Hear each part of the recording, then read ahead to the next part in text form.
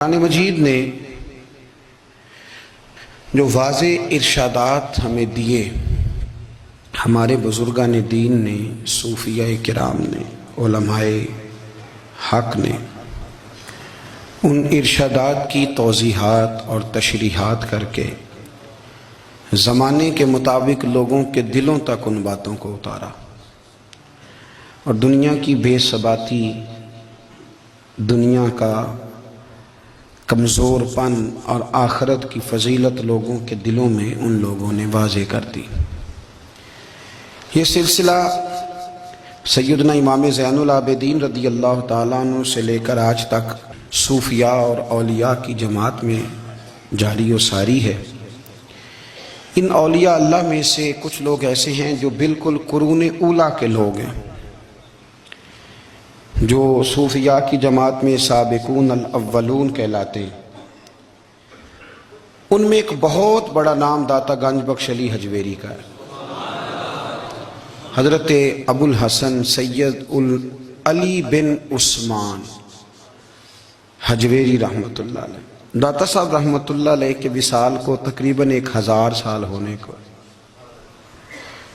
کچھ باتیں ایسی ہیں جنہیں تھوڑا سا غور کے ساتھ، ٹھنڈے ذہن کے ساتھ سمجھا کریں۔ اسلام کی تاریخ 1400 سال کی ہے، اور 1000 سال پہلے کے داتا صاحب بزرگ ہیں۔ داتا صاحب فرماتے ہیں، میں اس زمانے میں مرید ہوا، مجھے اجازت ہوئی، میں نے اپنے مرشد کی خدمت کری، پھر مجھے حکم ہوا، اپنے قلم سے لکھتے ہیں، پھر میں لاہور آیا۔ اگر 1000 سال پہلے سے پیری مریدی کا، طریقت کا، تصوف کا سلسلہ جاری ہے، آج لوگ کہتے ہیں یہ نئی بات ہے، یہ کل شروع ہوا ہے۔ داتا صاحب رحمۃ اللہ علیہ کے وصال پر ان کا عرس شروع ہوا، یعنی عرس بھی 1000 سال سے ہوتے چلے آ رہے ہیں۔ آج بعض لوگوں کو غلط فہمی ہوتی ہے کہ یہ آج کی کوئی نئی ایجاد ہے، اور اگر 1000 سال پہلے کے لوگ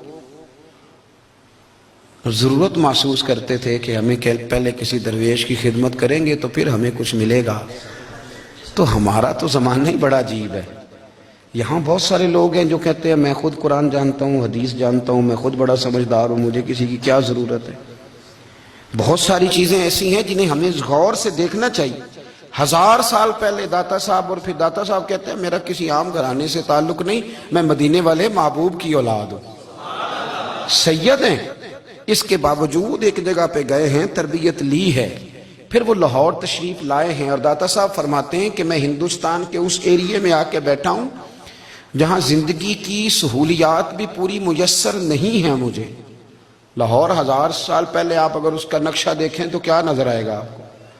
جن لوگوں نے ابھی 40 سال 35 سال پہلے لاہور کو دیکھا ہے وہ بھی جانتے ہیں اس کی کیفیات کیا تھی۔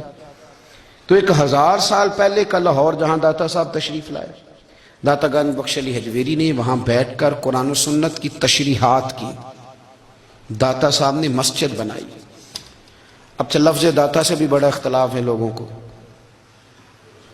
حالانکہ داتا کا معنی دینے والا، اور اللہ کے جو 99 نام ہیں نا، یہ ہماری مسجد میں بھی لکھے ہوئے ہیں، ان 99 ناموں میں سے کوئی نام داتا ہے؟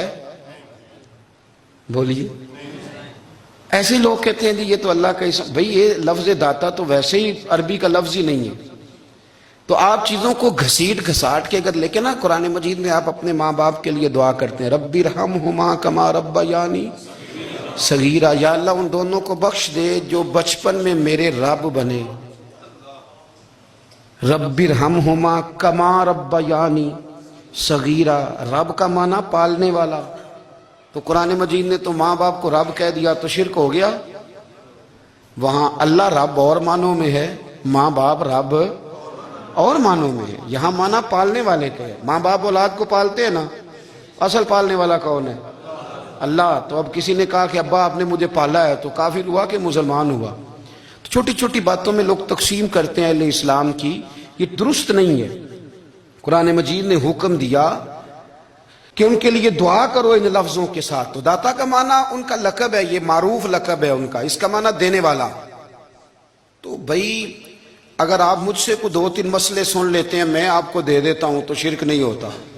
میرا استاد اگر مجھے 2-4 باتیں سکھاتا ہے تو شرک نہیں ہوتا. آپ کے اور میرے بزرگ والدین ہمیں کو 2-4 ہزار دیں, ہم ان سے مانگ لیں تو شرک. تو یہ اتنی